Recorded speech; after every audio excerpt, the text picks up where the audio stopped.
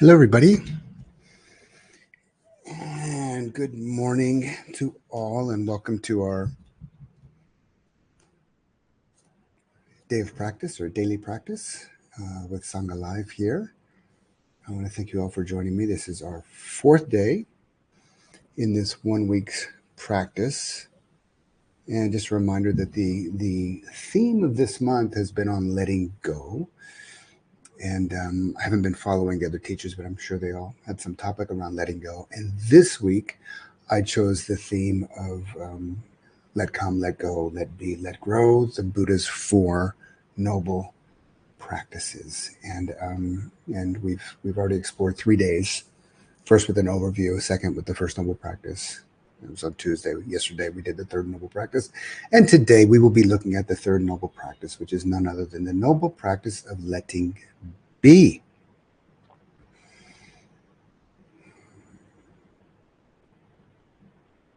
Letting be. So when the Buddha had his great realization,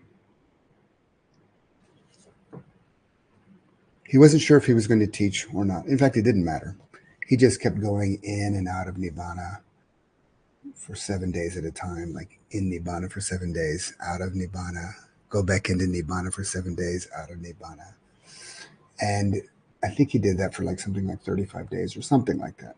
Forgive me on the details, but he just sat in perfect bliss. He had done what had to be done. He had completed his eons of journey along the spiritual path, and his karma was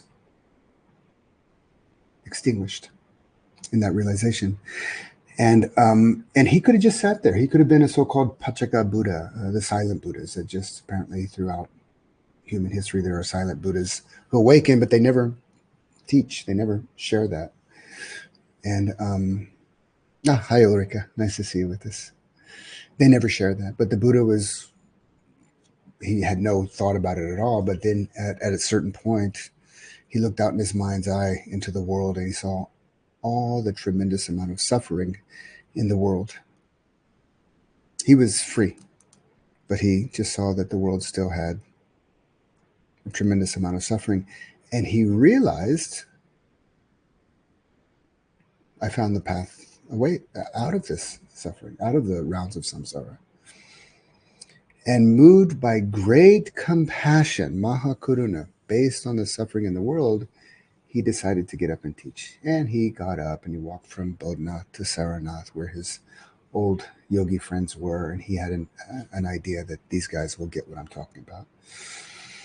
He met them, and after a little exchange of whether they would trust what he had to say or not, he convinced them that he had never misled them before. So, and you've got nothing to lose. So open-handed if you want it. So he said, okay, we're going to listen.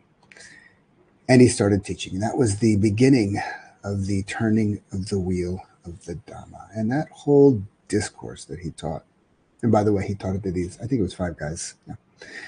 They all got enlightened, like boom, boom, boom, boom, boom. You know, they'd been practicing for a long time. In fact, they were practicing longer than the Buddha, even though he was practicing a long time. And that's part of the reason they weren't so sure if they should trust him. You know, he was junior to them in some aspect. But they decided to trust him, and he taught, and then boom, boom, boom, boom, boom. Awaken, awaken, awaken, awaken, awaken. They all got it off this first teaching. And in a way, the complete path is in this first teaching. And that's the teaching of the turning of the wheel of the Dhamma. 2,500 years ago, the Buddha started this wheel turning. Woke, facilitated awakening in others. And that awakening has been transmitted from human vessel to human vessel to human vessel in a living tradition, an unbroken living tradition for some 2,500 years. Oh my gosh, the wheel of the Dharma is turning. Nice. And the wheel of the Dharma has gone through a few different turns, a few different evolutions, you know, from Theravada to Mahayana to Vajrayana, and in these days we even say that we're in the fourth turning. It's kind of a new a new turning of Buddha Dhamma, which is a whole nother talk. I'll save that for another day. But it all started with these first four teachings. And the first four teachings are the Four Noble Truths: the truth of suffering, the truth of the cause, the truth of cessation, and the truth of the path, that there's a path that leads to the end of suffering. But during that teaching, he also gave practice relationships. And these are the Four Noble Practices. In relationship to the noble truth of suffering, that our practice, our noble practice, our high level practice is a practice of acceptance. In relationship to the second noble truth of the cause, the grasping and clinging is the cause of suffering. Our practice relationship is relinquishment or abandonment of the grasping and clinging. In relationship to the third noble truth of cessation, our practice relationship is realization, that we want to practice to the point where the realization of cessation, where cessation is realized. And the fourth noble practice is the practice of, in relationship to the truth of the path, the fourth noble practice is the noble practice of development. Acceptance, relinquishment, realization, and development. In other words, letting come, letting go, letting be, and letting grow. Today we're looking at that third noble practice of letting be. Now, letting be, realization, the point where we can actually just let things be in a state of no mind, in a state of big mind, in a state of unshakable mind, in a state of equanimity, in a state of wisdom, and in a state of compassion, where we are just perfectly present with no interference from all of our little ego strategies and identifications and all that stuff. Not that there's anything wrong with those. Do not misunderstand me. But the first part of our practice, kind of to the top of the mountain, is kind of working through all that. Those our egoic sense of self. The return journey is integrating the egoic sense of self, but on that outward journey, the realization, the top of the mountain, we're working through the egoic sense of the self. And realization, these moments of realization where the egoic sense of the self has profoundly relaxed, has profoundly receded to the background, has just gone. Might even be just a moment, might be a few moments, might be a chain of moments, might be a few days. I remember one of my first big realizations after a really intensive retreat. I was, oh my God, the emotional freedom that I had with the world and relationships in the world was incredible. And it lasted for, I think it was strong for 2 weeks. Third week, it started to diminish. Fourth week, fifth week, sixth week, I was back in suffering. Where did it go? Oh my God. Okay, sometimes that's how it is. We get glimpses or we get strong experiences. And then there's a deeper purification that happens with this realization. Whatever it is, will be based on an effective practice of letting experience come and letting experience go. We are doing that's what mindfulness practice is. It's the part of the mind that can differentiate from experience and know it, observe it. Differentiated awareness. So there's all this experience that's happening to the self, but my mindfulness, when I develop the ability to differentiate and observe that experience, this part of my mind that's observing, the mindful part of my mind, is free. That is a micro realization. And it might just last for a few moments, longer or shorter, and then, something happens and we're identified again. No problem. That's just how the practice is. And that's why it is a practice, because fall down 7 times, get up 8. We just keep practicing. That's how we build resiliency. That's how we build energetic effort. That's how we build and develop mindfulness. That's how we build and develop concentration, by having the intention to establish it, establishing it, falling apart, reestablishing it, falling apart, reestablishing it, maybe sustaining that a little bit longer, it falls apart, reestablish it, sustain it a little bit longer, fall apart. There will be good days, there will be bad days, there will be ups and downs. That's life. We have our agenda. The Dhamma has its agenda. But the majority of our practice is really about letting come and letting go. those first two noble truths. It's kind of where the rubber meets the road as a yogi, at least until you get into the advanced training. Then it's a whole nother story. But for the longest time, and even after you're advanced, letting come and letting go is a non-stop practice. I guess for the Buddha, and I can only guess, but he was just in a permanent state of letting come and letting go. But for us meager human beings, it's a practice that we do, and realization comes on the heels of a effective practice of letting come and letting go. There are two types of realizations. There are small realizations and there are big realizations. And when I mean big realizations, I mean transformational realizations. Small realizations are kind of getting things, seeing patterns, understanding a little bit more about yourself. Maybe you have a friend who reflects something to you and you think, oh, yeah, maybe I was a little bit of a jerk there. Or you start to realize that, oh, yeah, these things. And maybe even you realize why these patterns developed in our life. And maybe you go to therapy and you get a lot of beautiful insights there. And that is a kind of a slow moving, gradual, incremental transformation indeed. But we get these little realizations, and then there are the big realizations. The little realizations are when we get something, and then we turn around the next day, we're back in the old habit because there's just karma there. We got it a little bit, or it didn't. That the shoe didn't, the coin didn't completely drop. I'm screwing up metaphor. Sorry. We get it, but it's not like a full realization. So the karmic momentum of that habit comes back into place, and a lot of bad habits of the mind, unskillful uses of the mind would fall into that. Oh yeah, I get it. And I can go through maybe my daily life for the longest time and still get it. And then you go home for the holidays and boom, you're back into, your 13-year-old patterns again or whatever. Those are small realizations. But then there are big realizations. Now, even the big realizations, there's momentum that has to be countered.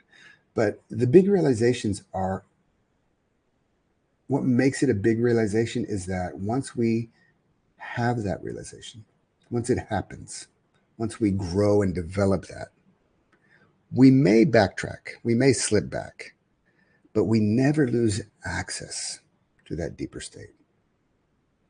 So when mindfulness really becomes part of our life, there's going to be days where I lose my mindfulness, but I never lose access to that mindfulness. I can, okay, slip back in. Same with concentration, same with equanimity or loving kindness. When we get those deeply enough to the point where it brings about a revolution in consciousness, where it quite literally rewires our brain, the old neural pathways atrophy completely and new ones are just installed. And oh my God, it's a change, and you know it. And sooner or later, the people around you also know it. They know it, if nothing else, just because they get the effect, the positive effect from it. The big realizations are dhammas. The word dhamma, it has it's used in a few different ways. Sometimes it means teaching, sometimes it means tradition, sometimes it means Buddhism, sometimes people use it interchangeably with the word karma. But from the Abhidhamma, the definition of the word Dhamma is ultimate reality. It's an absolute, a universal principle, and or especially ultimate reality. Ultimate reality, ultimate reality, ultimate reality. It is not a relative truth. It is an absolute truth, the Dhammas. And one of the reasons, the Buddha discovered 2005 years ago and started that wheel turning, and one of, and probably the reason that it is still rolling along strong today for 2,500 years, more or less, is because at its core, the whole philosophy, religion, practice, whatever you want to call it, is resting on top of a Dhamma, an irreducible absolute truth.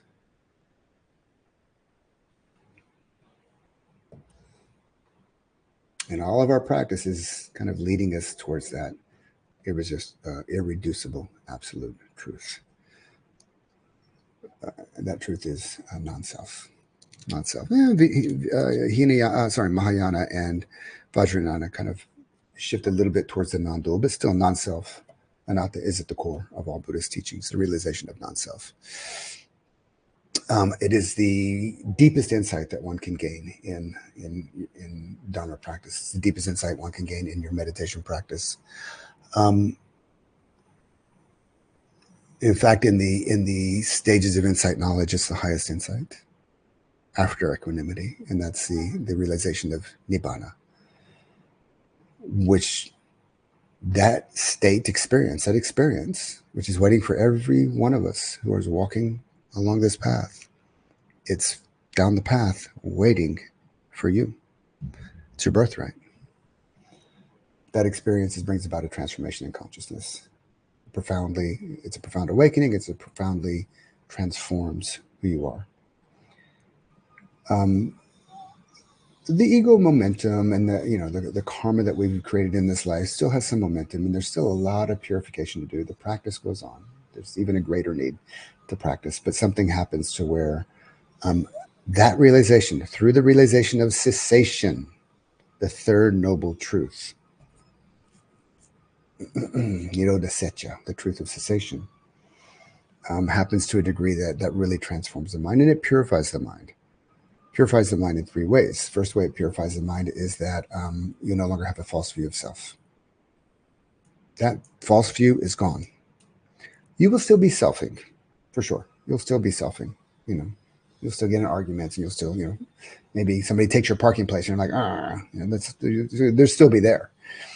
But the understanding that the self is, and it's not just an intellectual understanding, it's not just a notion, it's not just because you read it in the Buddha or you heard a teacher talk about it or whatever, it's yours. And it's forever and always the case. It doesn't change. The false view of self is gone. Realization number one. Realization number two is the false belief in rites and rituals is gone. And what that means is basically, that burning incense will get you enlightened, or giving donations to charity will get you enlightened, or sacrificing animals, or even sacrificing people will, like they used to do in the old days, will get you enlightened. Certainly giving donations to charity is a wonderful, beautiful thing. Certainly lighting incense, chanting, hanging out, wearing beads and stuff like that. These are all very supportive, can be all very supportive things to your practice. Having a Buddha statue, whatever. But they don't purify the mind. They don't bring about awakening. There's only one thing that brings about awakening, and now you know it. The only thing that leads you down the path towards awakening, the only thing that leads you to the point where awakening happens, the only thing that purifies the mind so that awakening can be accessed is the practice of mindfulness. You know it. At that point, it's like, okay, I got it. Yep. You do need concentration. You do need energetic effort. You need faith. Wisdom has to kind of hold you along the path. But it's mindfulness that does it. Mindfulness does the trick. That realization is forever and always yours. Number two. The third purification that happens at that first path, that first realization, there's four realizations. There's four levels of awakening. The first level of awakening, Sotapanna, the stream enterer. There's three profound purifications that happen. The false view of self is gone. The clinging to rites and rituals is gone. You can still chant and light candles and incense. It's all good, but you're not confused anymore. And the fourth one is a doubt. Doubt is gone forever and always. What kind of doubt? Doubt in the Buddha and or other enlightened men and women who have, graced us with their presence through history. You no longer doubt that. You no longer doubt that realization because you've practiced, you get what they got. It's like, okay, try to pay me $1 million, $1 billion. You're not going to take that away from me. I know. I can't change my mind. I know that's the case. So doubt in the Buddha is gone. Doubt in the Dhamma is gone. Doubt in the teachings that lead towards the realization of cessation. And doubt in the Sangha, the community of practitioners who are organizing their lives around the practice of the Dhamma. You no longer doubt that.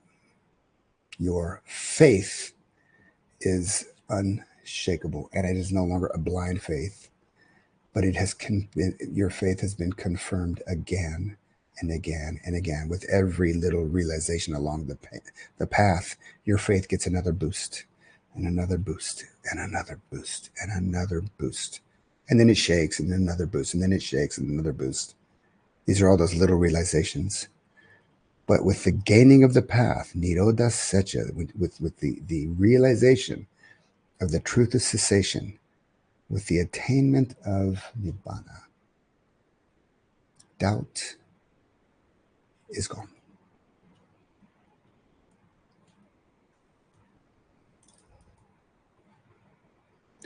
That's a big realization.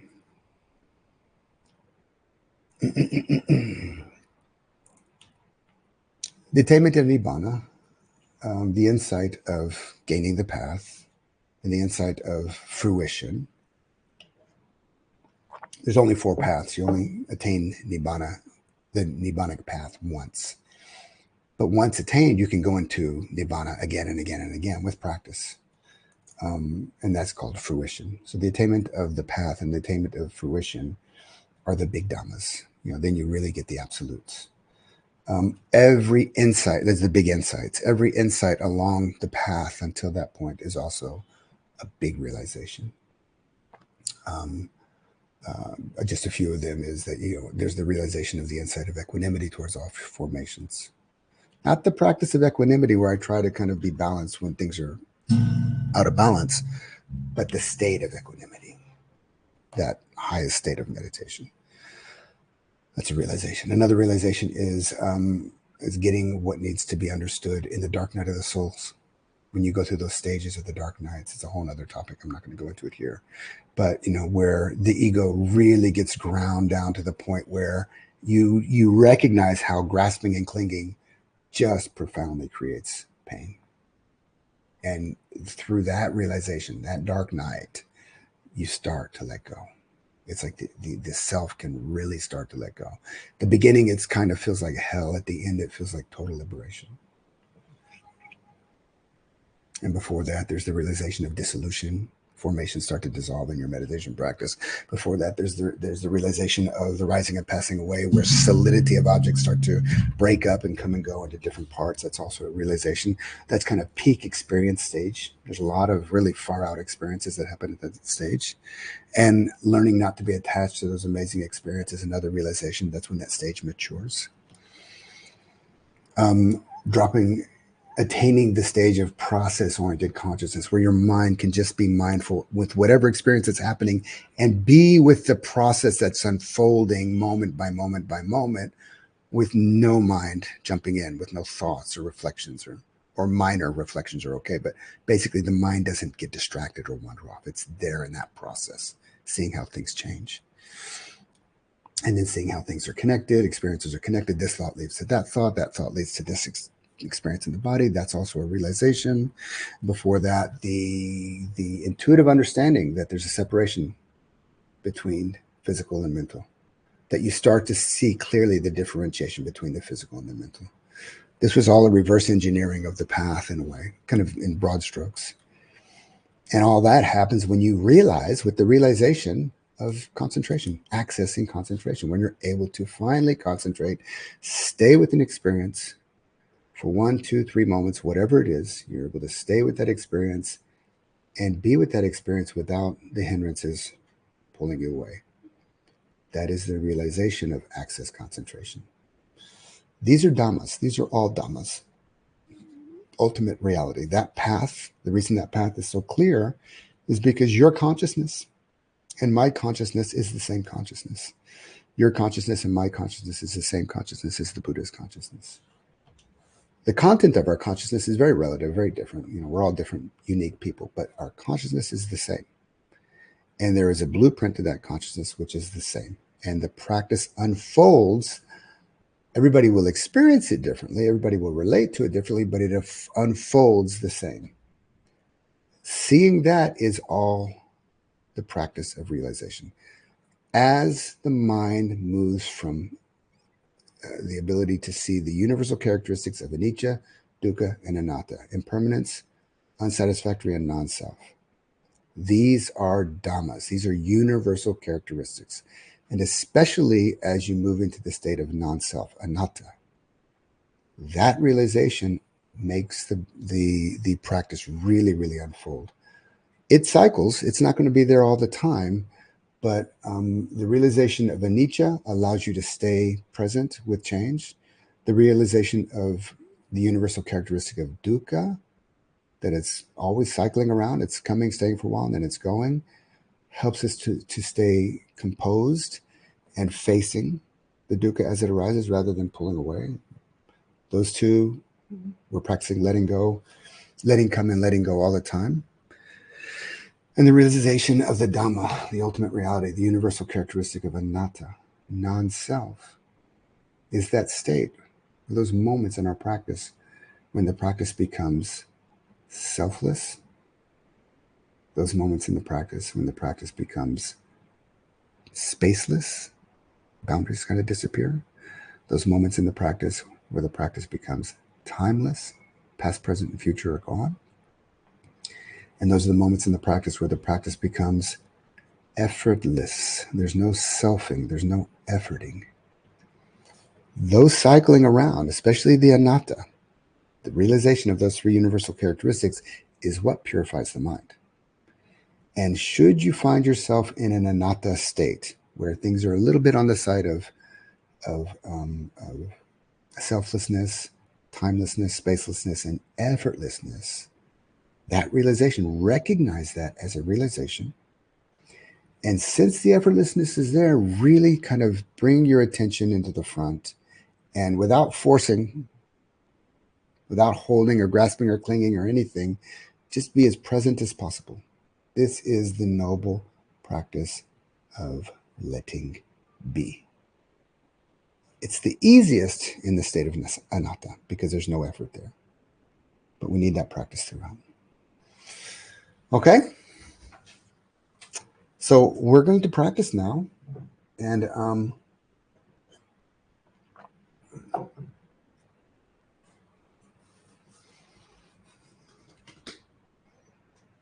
we'll practice for 20 minutes. And then, as I said yesterday, today I'm going to invite somebody on stage to do a hot seat interview if anybody wants to. Okay? So finding a comfortable position.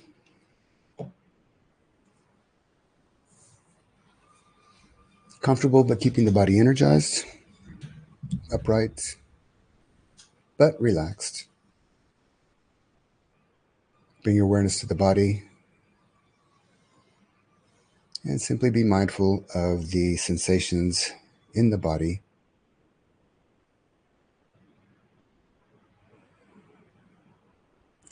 And noticing if there's any grasping in the mind or clinging in the mind, and simply let it be.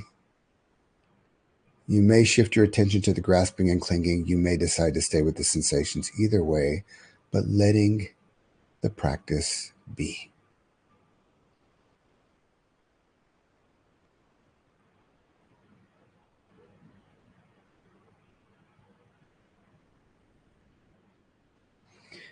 Shifting your attention to the mind and knowing your mental states, know the qualities and characteristic of the mind with no preference. And should a preference arise in the mind, just let that be. Differentiate your awareness and be mindful of it. Noticing your mental state with no agenda. Letting it be as is. Know it. Know the qualities and characteristics. And as you continue to mindfully observe, notice what happens.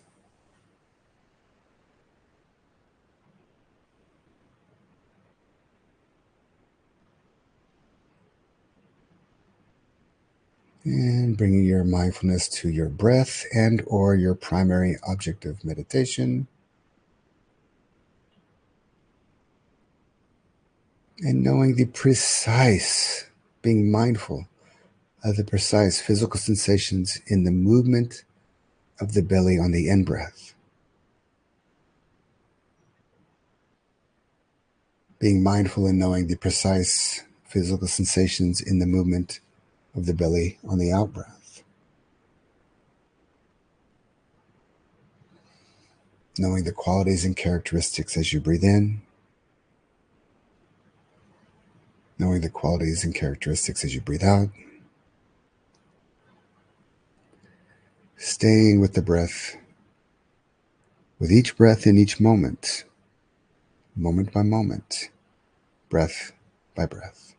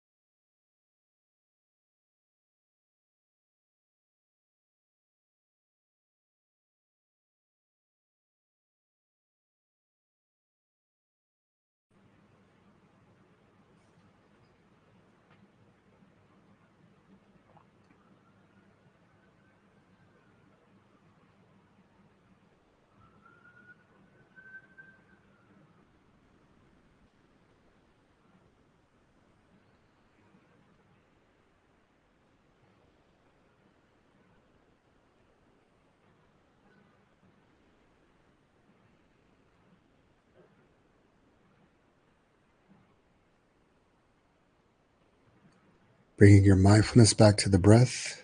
Feel the breath.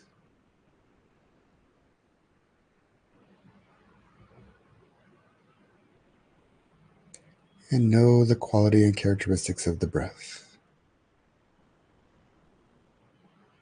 By sustaining your mindfulness, knowing if the breath is staying the same with each breath, or knowing if the breath is changing in small or large ways with each breath.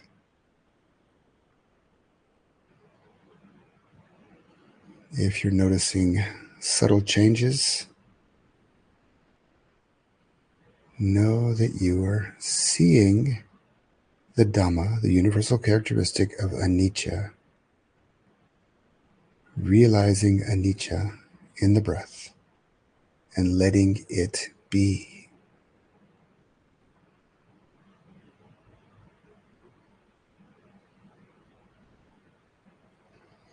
If there is some unsatisfactoriness in the breath, it's tight, it's restricted, you can't get enough oxygen, it's heavy, bloated, whatever the case may be, if there's any level of unsatisfactoriness, let it be and know that you are observing the universal characteristic of dukkha, unsatisfactoriness. Realizing that and letting it be.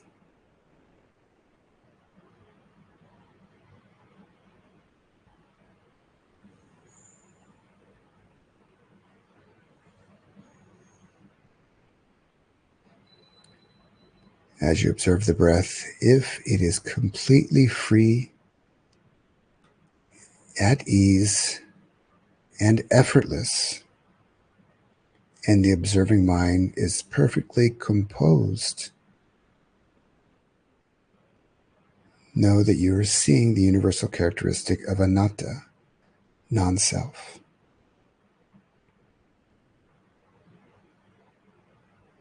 Realizing anatta in the movement of the breath. And simply let it be.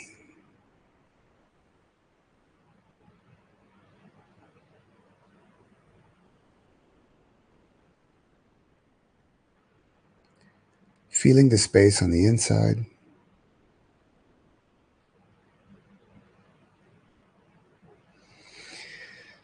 And as you slowly open your eyes, coming out of the meditation, feeling the space on the outside.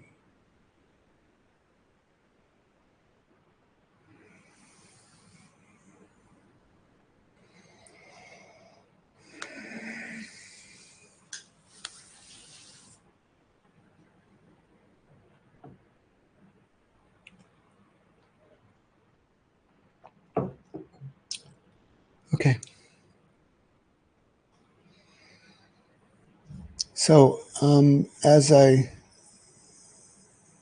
said before, as I said yesterday, I'm going to offer a hot seat for anybody who would like to join. Just raise your hand, and I'll bring you on the stage. The only thing is, the only thing I ask is that you're willing to receive guidance. Other than that, you're very welcome to join us. Sangha Life, just a reminder that this beautiful platform, this gathering place online for this precious community, is supported through donations. And not to repeat myself, but Sangha Life is doing an amazing job. I'm with you guys front stage, but I see what's going on backstage, and they're really professional, and all of that is done because of the support that you give. So, if you're interested in supporting, remember, we support the Dhamma supports us, the Dhamma supports us, and we support the Dhamma. The link is in the chat. So nobody's raised their hand.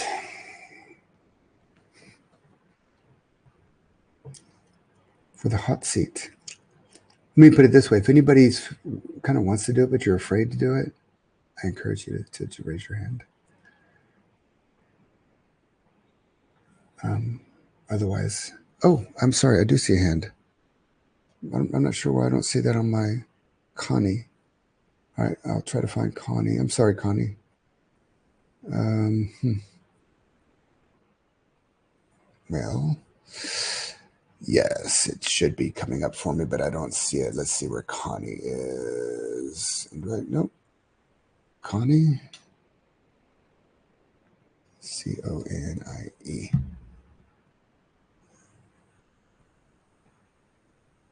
There's a few. Oh, there you are. Okay, I think this is you. Okay, Connie, you've been invited to join this. There you are. Great. Could you turn on your camera, please? And open your mic.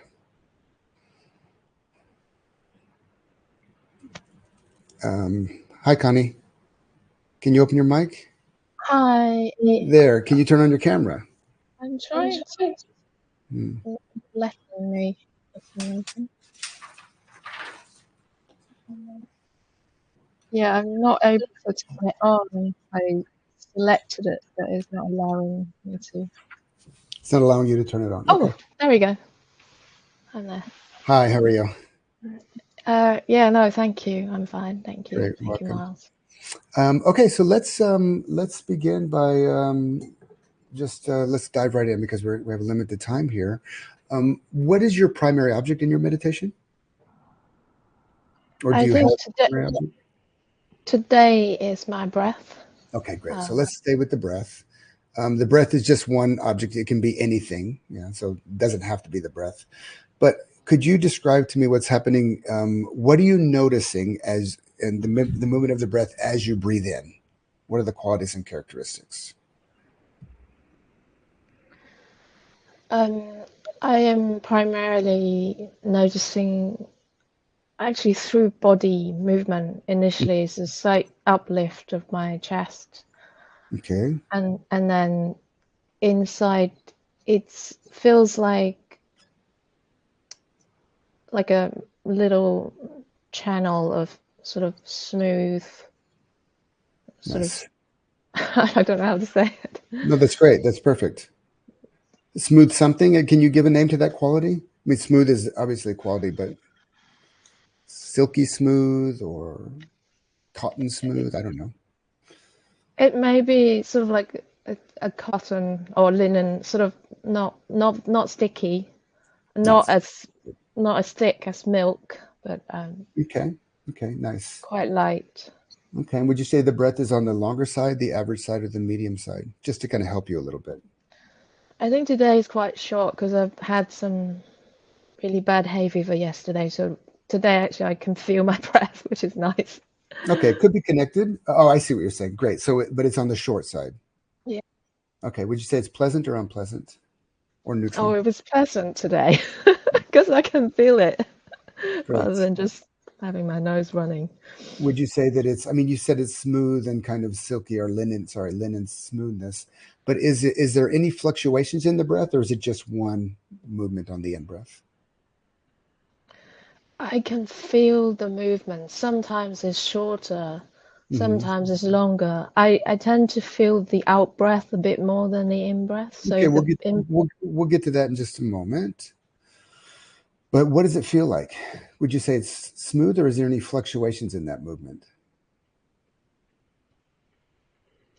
it's been generally smooth in the practice, but I think towards the end, Hmm. I was feeling something happening in my chest, so it became a little bit more forceful. Okay, Um, great. And what is that thing you felt in the chest? I think I just noticed some tingling and pain, sort of achiness on the left side of my chest. Okay, great. And is that pleasant or unpleasant or neutral? It's a little bit fiery, so it felt a little bit unpleasant. Perfect. That's great. And how does the in breath come to an end? How does it come to an end? Like the way a car would stop at a stop sign could be sudden or gradual or not stop at all. It feels like it's sort of gradual, but then I can feel the moment of stopping, but it's not like the hard break. It's quite it Okay, doesn't drag, but it nice. stops. And is there a pause or no pause? There is a pause. What's the quality of that pause?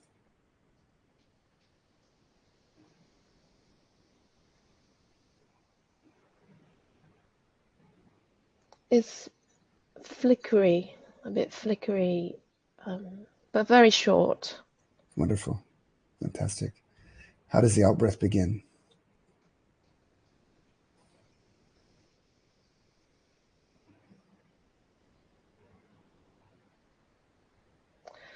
There's a release that I can sense at the back of my throat, Mm-hmm. um, and it feels like it's opening. There's an Mm-hmm. opening quality. And can you tell me about the movement of the out breath? Is it just to, other questions? Is it smooth and like linen, or is it a different quality? It feels like you are sort of blowing through, like, those speakers shapes, like a cone shape that Mm-hmm. expands Mm-hmm. outward. Um, it feels so, instead of like a cylinder, it's like the cone shape So it that goes from expands. narrow to expanded like that. Yeah, yeah. Nice. And so that's kind of a. And what does that feel like? I get the image, but what does it feel like? I guess there's an expansiveness towards the end, but is there a feeling there also? There is a pleasant tone of Hmm. that, and it feels,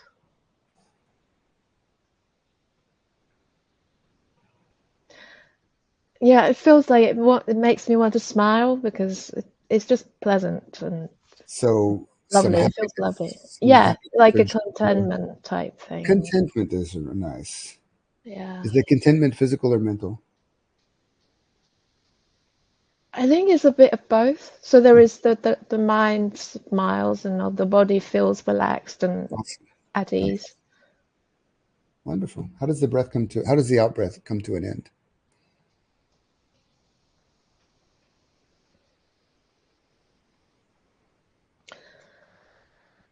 It's a bit like, my image right now is, when the wave touches the edge of the beach, sort Mhm. of that that kind of feeling. So there Nice. is, yeah, it's not completely like a straight line, but it was Mhm. sort of like, yeah. Right. And is there a pause before the next in breath?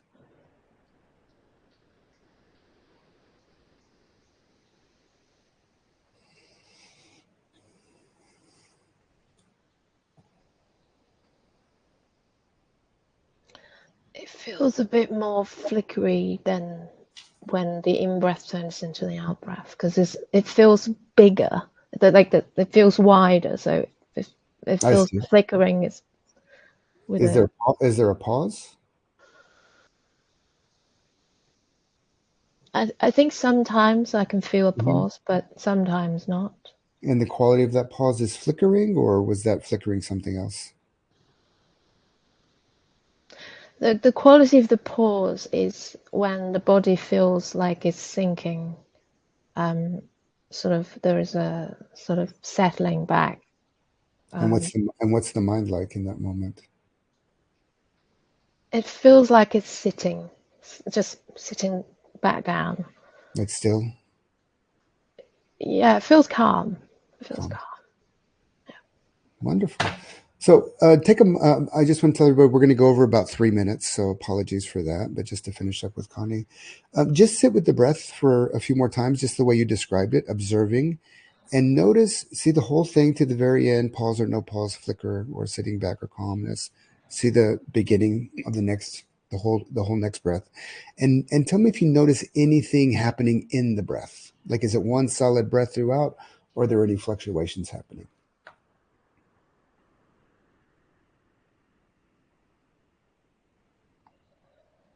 It's not a solid. It's not a solid breath. Um,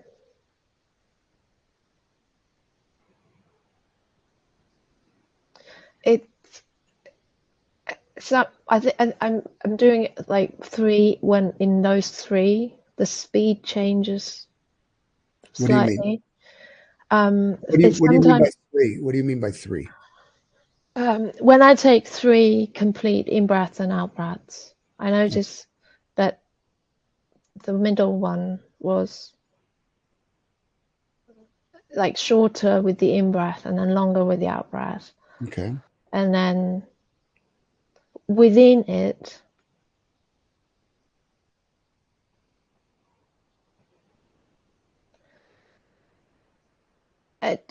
like I'm the one of the out breath, it feels like I'm going up the slope and then coming back down from the slope. Nice. Nice. Um, And just that was one slope in the breath, or are there no, not a few a slopes? few different slopes, and some slopes is bigger, and some slope is sort of not as Nice. not as high. Okay. And was that on the in breath or the out breath, or both? That's more on the out breath for Okay. me. Yeah. Fantastic. Great. Connie, that sounds fantastic. I wouldn't even say this is your leading edge. I would say this kind of what you described is kind of a baseline for your practice, and I suspect that your practice will continue to go further. But if you just look at the insight stages, once you get up to around the third stage, you kind of drop into this process-oriented consciousness where you're able to observe experience as just this ever-changing process. Sometimes the process will be the same, but it's like the way that this manifests is that you're able to see the whole breath and all the details, and you're able to follow it right to the end, like that wave coming up on the beach at the end. Usually you'll see a pause there. It's not always easy to see the pause, but if you can follow the end, you'll see if there's a pause or no pause, even if it's just one single millisecond of a pause, you'll see it. You'll also know the quality of that pause, flickering or sinking or sitting or calmness, like you described. Then you'll be able to, from there, you'll see the very beginning of the out breath, the next out breath, and then you'll be able to follow that process. So that's kind of what you want to let yourself slip into with every meditation. When that happens, one solid breath, and only from that point, then the one single solid breath will start to have certain fluctuations. It's the beginning of breaking up. And what you'll sooner or later see, and I suspect maybe you've already seen it, is that the solid breath is actually made up of a bunch of little breaths, a bunch of little parts that's just moving through parts. And those fluctuations might seem like a couple of little sections. I was with somebody yesterday, they were talking about it was with steps. Some people say it's like sections. Some people say it feels like waves. It might be two or three, then it might be five or six, and it might be eight or nine, then it might be just a bunch of like a cat purring, just moving through. It gets to be a bit more advanced at that point. But that's kind of the direction your practice will go. So for you to, and that can manifest in a million different ways. Okay. So I hope you don't have a fixed idea of what that's going to be. It can manifest in a million different ways, not just in the breath, but also in sensations, also in thoughts, also in sounds, in all of our physical and experiences at the sense doors. But in order to get that, we want the foundation of this process-oriented consciousness. It's the beginning of true vipassana, where we start to see the universal characteristics of change. We start to see the universal characteristic of unsatisfactoriness. You reported some unsatisfactoriness at one point. I think there was pain or someplace, but it wasn't distracting. And then later you reported like a calmness in the mind. So it's all there. The change was there, the dukkha was there, and then the calmness of mind is always the non-self, that anatta state. You'll start to see these three universal characteristics, and it's the three universal characteristics that purify the mind. To see that, you want the whole experience as much as possible. You won't always be able to do it, but if you find yourself able to follow the breath to the end, see if there's a pause, know that quality and characteristic, then know the beginning of the next movement all the way to the end and through that. And then as you repeat that, as you're able to kind of sustain that attention, then you might start to notice that solid breath in this case starts to change or break up, and it'll break up eventually into parts. Okay. Should it break up into parts? The same way that you reported these little kind of peaks in the practice. See the beginning of the peak, the middle of the peak, and all the way to the end of the peak. Then you'll see the beginning of the next peak, the middle, and the end. That could be a wave, a step, a fluctuation, and you don't want to force the attention to see it. Allow the detail to come to the mind. Yeah. And yeah, that's great. I'm very happy to hear about your practice. It sounds like a wonderful baseline. Thank you very much, Miles. Thank Yeah. you. Welcome, Connie. Thank you. Thank you. And apologies. Thank you, Connie, and apologies to everybody for going over time a little bit. For those who stick with me, thank you very much for staying. Couple of quick announcements. Um, Tomorrow we're going to be looking at the noble practice of development. It'll be the last day that I'm going to be offering the daily meditations this time around. I think I'm doing it again next month, later in the month, so it won't be too far before I'll be joining you guys again on the daily meditations.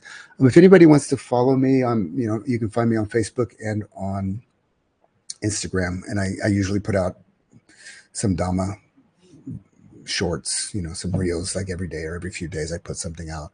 Also, there's a couple of interesting things you might be interested in. I'm doing a community call, a free community call tomorrow with a dear friend of mine and a teacher, Diane Mushel Hamilton. She's a Zen Roshi, and we're going to be teaching on, it's like 1 hour session on the essentials of meditation, embodiment, and awakening. I'll put the link in that. And then also in a month, I'm going to be doing another free call on meditation in the dark night of the soul. That's on July 7th. You're very welcome to join for those two events. I put the link in the chat. And otherwise, I hope to see you tomorrow. And may the practice of letting be. Remember, let it be. Let it be. Ooh, let it be. Whisper words of wisdom. Let it be. May the practice of letting be, the noble practice of realization, visit you throughout the day. And may that lead your practice forward forever and always forward in your meditation. Thank you, everybody.